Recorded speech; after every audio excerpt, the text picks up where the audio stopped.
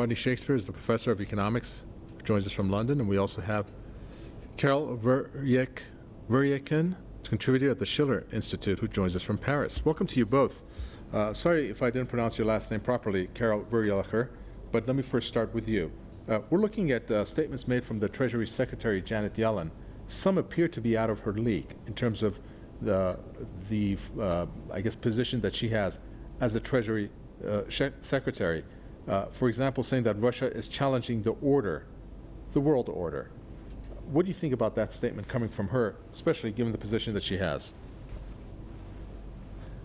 Well, I think in reality, the US has no more any foreign policy. The only foreign policy they have is sanctions. So the reality is also that by the United States and the Treasury Department, by its own behavior, by confiscating the financial assets of Venezuela, of Iran at one point, and then of Afghanistan, and then of Russia, is creating a flight out of the dollar zone.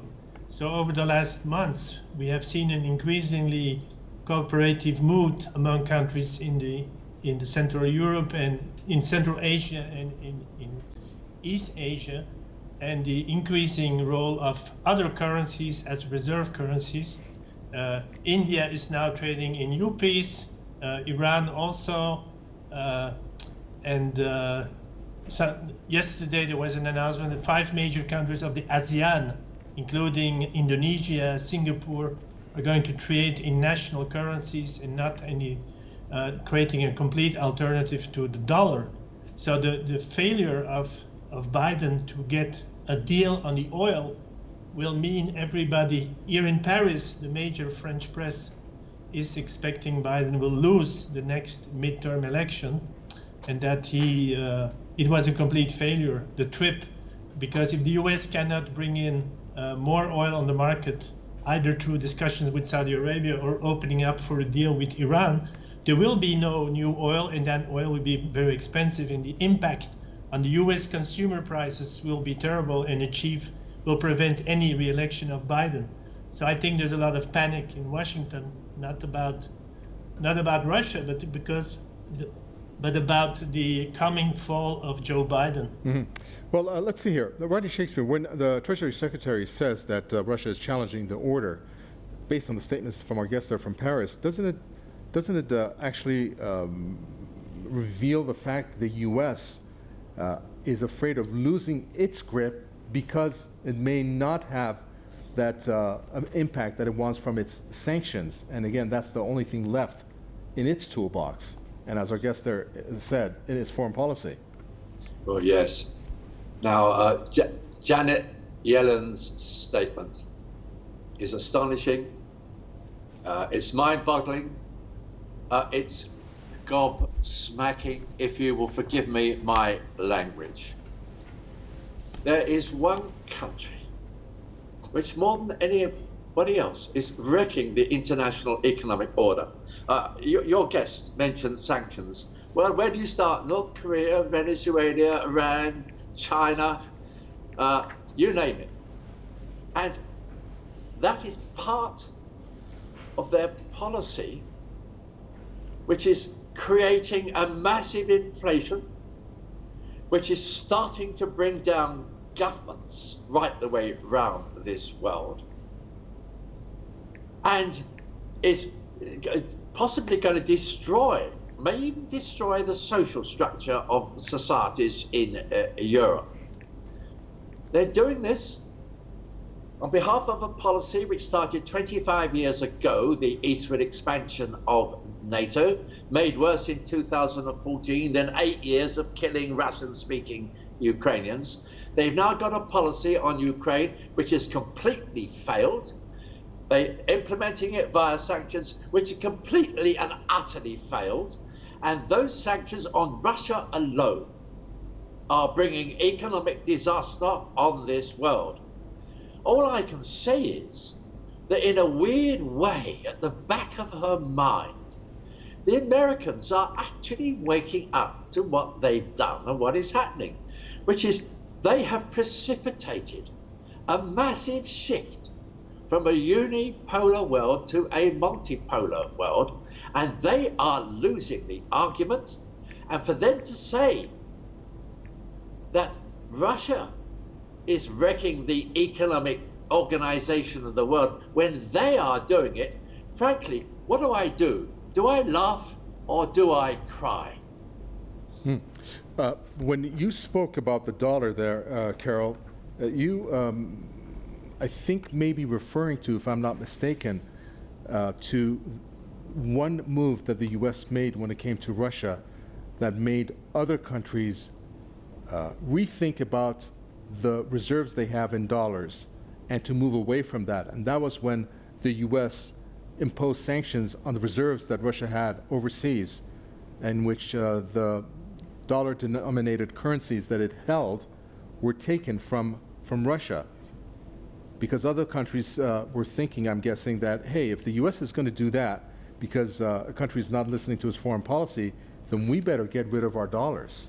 Is that a correct way of looking at this? Which then catapulted into a shift when it came to moving away from the dollar, something that was in motion already. Yes, in France, this started with the BNP Paribas. You know, at one time, the French bank, BNP Paribas, was doing oil deals with Iran, which were doing this in Geneva. They were denominated in dollars.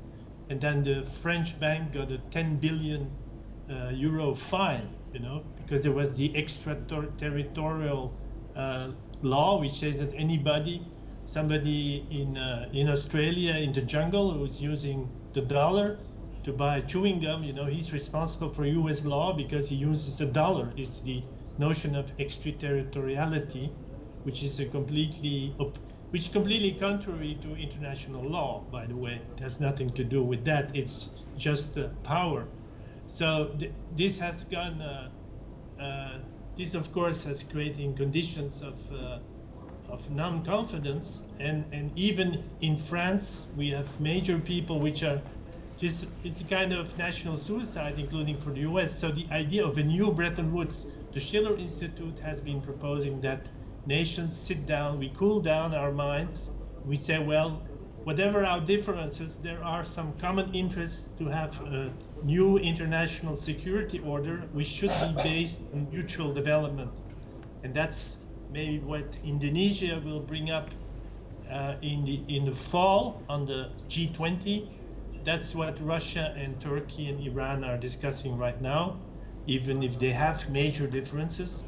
They say we have also common interests, because we're not just regimes, we're also nation states, and we have a long-term mutual interest of mutual agreements on a shared future. And that's what the new Bretton Woods should be about. And if there is this shift, which is in motion, as you stated there, Rodney Shakespeare, then where does that leave the U.S. in terms of not just the world economy, but again, a repeated point that has been shared by many, and that is the fact that the U.S. has lost its world status? Well, it's worse than that. I mean, talk about the emperor has no clothes. When you get a statement like that, where Janet Yellen blames Russia, and it is the policy of the USA and the sanctions which are creating the economic disaster and the inflation, and they're going to include the overthrowing of regimes friendly to the USA. I mean, you get stuck for words. But this is an example with human beings of when they are in a hole, they go on digging deeper until the hole collapses in on them. And that is precisely now what is happening. And round the world, country after country, organization after organization are simply waking up to it. And I don't think they'll laugh or cry. They're just, frankly, for starters, just be dumbfounded. And after that, I don't know what they do. I don't know. They're just dumbfounded. Okay, thank you very much for that. Rodney Shakespeare, Professor of Economics from London, and Karel Vereycken, contributor at the Schiller Institute from Paris. Thank you. Thank you. And with that, we come to an end for this edition of the News Review. Thanks for tuning in.